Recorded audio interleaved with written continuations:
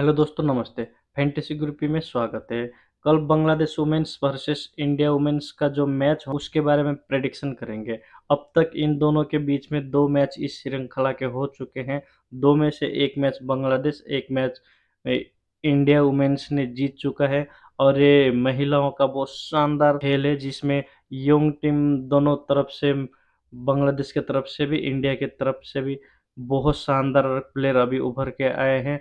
इसमें आपने एक बात बहुत ध्यान दिया होगा, आपने एक बात ज़रूर ध्यान दिया होगा, इसमें एक प्लेयर थी जिसको हम हमेशा बैटिंग के रूप में समझते थे। उनका नाम है दोस्तों जे रोड्रिगस। इनको हमने हमेशा बैटिंग के हिसाब से देखा हुआ है। इन्होंने ऑलराउंडर का जो इसमें उभर के एक नया फॉर्म दिया हुआ है इस श्रृंखला में, वो हमारे लिए बहुत अच्छा है। इसलिए ये रोड्रिगस हो गए। दूसरी प्लेयर इसमें हमने सैफ अली वर्मा को ऑलराउंडर में अभी रख ही दिया है। इनको भी हमने इस बांग्लादेश श्रृंखला में इनको भी बॉलिंग और बैटिंग ऑलराउंडर में देखने को मौका मिला, क्योंकि इनको भी हमेशा हमने बैटिंग के हिसाब से ही देखा था। इनको तो ऑलराउंडर सेक्शन में भी दिखाना शुरू कर दिया। उसके बाद में हमने अच्छा ये लग रहा है दोनों श्रृंखला में ये रोड्रिगस जो है, इनको ऑलराउंडर की भूमिका में हमको देखने का मौका मिला। और इनका फॉर्म भी बहुत शानदार रहा। जो लास्ट मैच रहा था, इन्होंने अपने दम पे ही बांग्लादेश को जिताया था और उस मैच की ये हीरो बनी थी। जब टीम सिलेक्शन का पेज खोलेंगे तो कुछ इस टाइप का इंटरफेस आएगा। आपको हमेशा बताता आया हूँ, ऑलराउंडर, कीपर, बैट्समैन, ऑलराउंडर और बॉलिंग सेक्शन तो आता ही है, आप सबको पता है। उसके बाद में हमने ऊपर गाइड्स में देखते हैं तो इसमें बॉलिंग को अच्छा मदद मिलना है, स्पिनर को बॉलिंग में स्पिनर को अच्छा मदद मिलना है। और उसमें 127 का एवरेज है, तो 127 का एवरेज होगा तभी अगर फर्स्ट इंडिया अगर बैटिंग करती है तो कम से कम 200 प्लस तो हो सकते हैं, क्योंकि जिस हिसाब से हमने इंडिया का फॉर्म देखा हुआ है, इससे पहले भी बहुत सारे ग्राउंड में उनका एवरेज स्कोर था उससे कहीं ज़्यादा रन जब फर्स्ट बैटिंग करते हुए इंडिया ने बनाया हुआ है। इसलिए अगर इंडिया बैटिंग करता है तो 200 रन टच। अभी हम थोड़ा स्टार्ट्स की तरफ ध्यान देते हैं तो इस पे तो 5 मैच में से 4 मैच जीत के इंडिया आ रही है और बांग्लादेश लास्ट 3 मैच में से 1 मैच जीता हुआ है, जो लास्ट बांग्लादेश इंडिया के विरुद्ध में ही इन्होंने जीता था। के बारे में बात किया जाए तो मीरपुर में होने वाला है ये शेरे बांग्ला नेशनल स्टेडियम में। और ये बॉलिंग पिच, स्पिनर को मदद मिलना है, थोड़ा बहुत मौसम परेशान कर सकता है। इसमें 127 का एवरेज स्कोर है।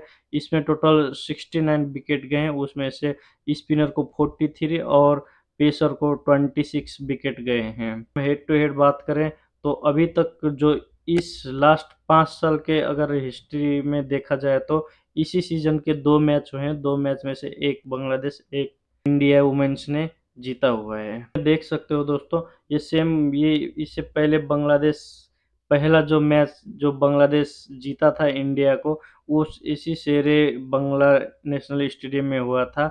उसमें फर्स्ट बैटिंग करते हुए 152 का स्कोर बनाया था। इंडिया उसको चेस कर नहीं पाई थी। अगर यही इसी ग्राउंड में अगर इंडिया फर्स्ट बैटिंग करती है तो कम से कम 200 टच हो सकता है। इसलिए आपने 127 का जो इस ग्राउंड का एवरेज स्कोर है उसके तरफ ध्यान मत देना।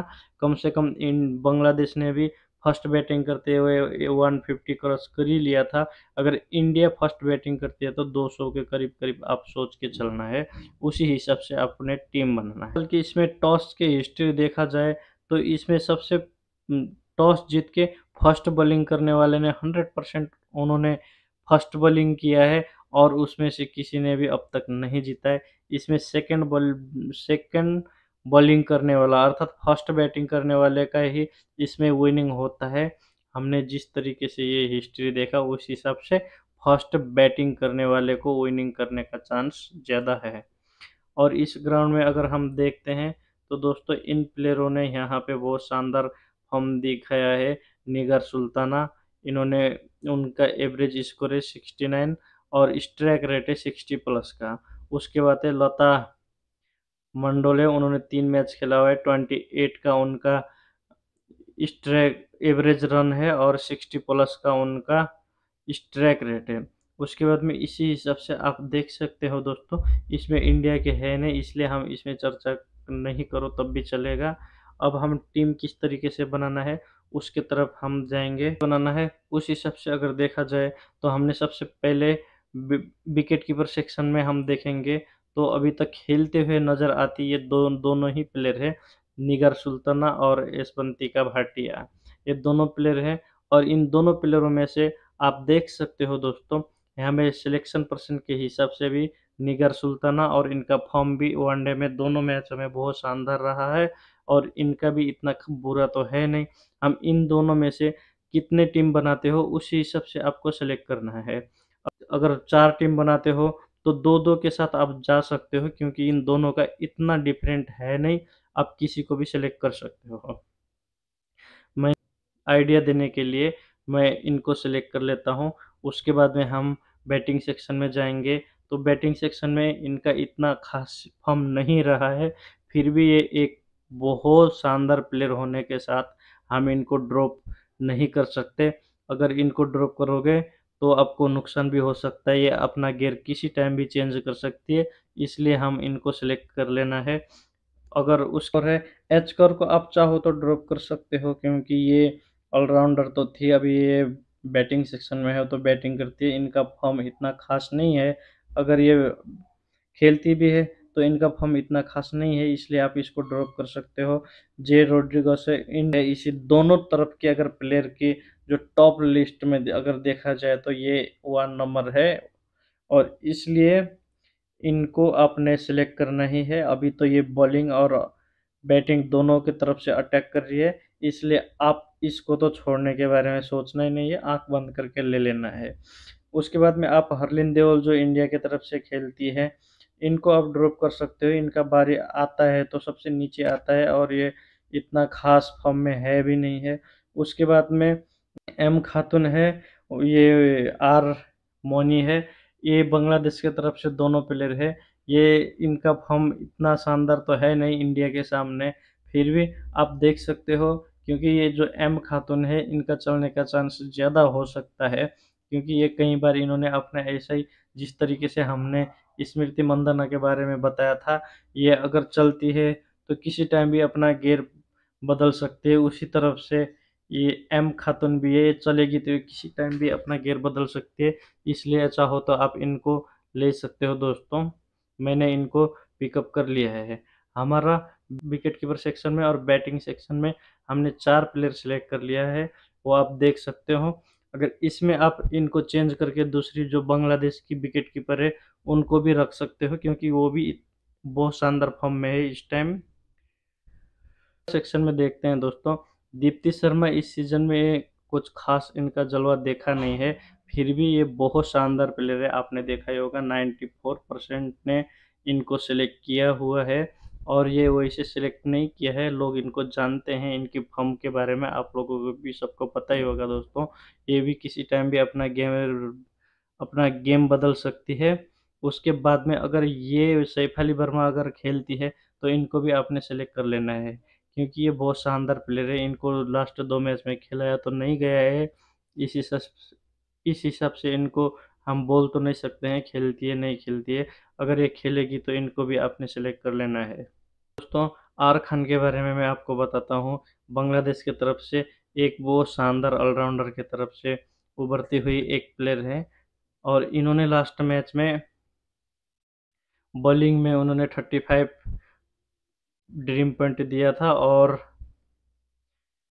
उससे पहले वाले मैच में उन्होंने 100 ड्रीम पॉइंट दिया था और इनका अगर हम स्टार्ट कुछ देखें तो इस प्रकार का है दोस्तों। उन्होंने 10 रन बनाया था और 7.5 ओवर उन्होंने बॉलिंग किया था और 3 विकेट लिया था, इसलिए बॉलिंग सेक्शन के हिसाब से भी इनको आप सेलेक्ट कर सकते हो। इनका ऑलराउंडर तो कुछ बैटिंग का पारी तो आता है, फिर भी इतने रन बनते नहीं हैं। आप इनको बॉलिंग के हिसाब से आप इनको ले सकते हो दोस्तों। डी वैद्य इंडिया की तरफ से खेलती है, डी वैद्य ये बहुत शानदार प्लेयर है दोस्तों।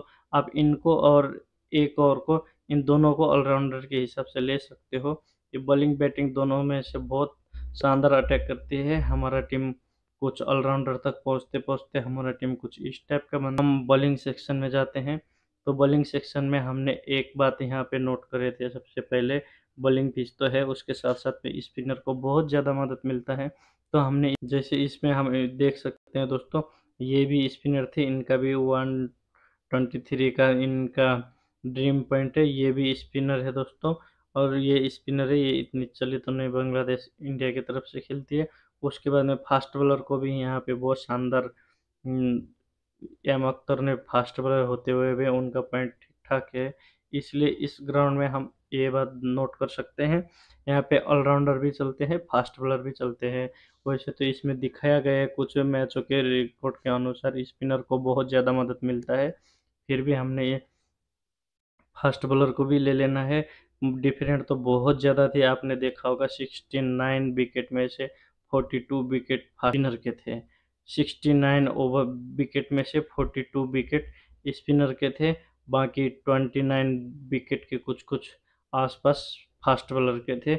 इस ग्राउंड में फास्ट बॉलर का भी चलता हुआ हमने देखा हुआ है, इसलिए फास्ट बॉलर स्पिनर को मिक्स के हिसाब से लेना है। एस खातून को ले लिया और उसके बाद में एन अख्तर को ले लिया और उसको हम को ले लेंगे। और हमने एक अपना हिसाब, अपना ख्याल क्या रखना है दोस्तों, प्लेयर की तरफ ध्यान देना है, वो ही हमारे लिए बहुत इम्पोर्टेंट प्लेयर होते हैं। पॉइंट देख के तो हमने कम से कम 7 से लेके 8 प्लेयर ही सिलेक्ट करना होता है। ऐसे 3 से लेके 4 प्लेयर तो हमने सबसे कम पॉइंट वाले प्लेयर को लेना होता है। इसलिए हमने अब अपना खेल दिखाना है अपने हिसाब से। तो हमने सबसे पहले इनको ले लिया है, एम सिंह को, जिसको सिर्फ 10% ने सिलेक्ट किया है, जो इंडिया की तरफ से खेलती है। तरफ से दूसरा टर्म प्लेयर हो सकते हैं एस राणा, हम इनको भी सिलेक्ट कर लेते हैं। कुछ हमारा टीम इस टाइप का बन गया, यहाँ पे कॉम्बिनेशन इस टाइप का, पे कॉम्बिनेशन 7-4 का कॉम्बिनेशन बन गया। इंडिया के 7 हो गए, बांग्लादेश के 4 प्लेयर हो गए। इस हिसाब से दोस्तों हमको पता ही है कि हमने ये किस हिसाब से बनाया दोस्तों। ये अगर इंडिया फर्स्ट बैटिंग करती है तब की बात है, अगर इंडिया सेकंड बैटिंग करती है तो आप इनको मूव करके यहाँ पे बांग्लादेश की विकेट कीपर रख लेना। उसके बाद में बाकी तो आपको चेंज करना चाहो तो कर सकते हो, क्योंकि उनको रखने से, क्योंकि इंडिया के बहुत जितने भी इनका रन होगा, इन जब बांग्लादेश बैटिंग करेगा तो आपको एक बात नोट करना है, इंडिया के 1-2 बॉलर थोड़ा बड़ा लेना इनमें से ड्रॉप करके, क्योंकि जब फर्स्ट बॉलिंग इंडिया करेगी तो इनको बहुत कम रन में हो सकता है। 127 रन का इस ग्राउंड में एवरेज स्कोर है, 127 रन में बांग्लादेश के ऑल आउट हो जा सकते हैं। इसलिए आप बॉलिंग में 1-2 बदल इंडिया के रख के बांग्लादेश का ड्रॉप कर सकते हो, और इसमें से यशवंतिका भाटिया को आप ड्रॉप करके बांग्लादेश के जो विकेट कीपर है उनको रख सकते हो, ये अगर बांग्लादेश फर्स्ट बैटिंग करती है तो। और दूसरा बात, इस तरह का टीम मैंने इसलिए बनाया है दोस्तों, अभी तक 6 मैच में से 5 मैच इंडिया जीता हुआ है, इसलिए मैंने ये सिस्टम बनाया हुआ है। हमेशा बांग्लादेश के ऊपर इंडिया टीम बहुत ज़्यादा भारी होता है। बेशक इसका पहला मैच बांग्लादेश इंडिया के सामने हार गया हो, फिर भी इंडिया का टीम उसके सामने बहुत मजबूत टीम है।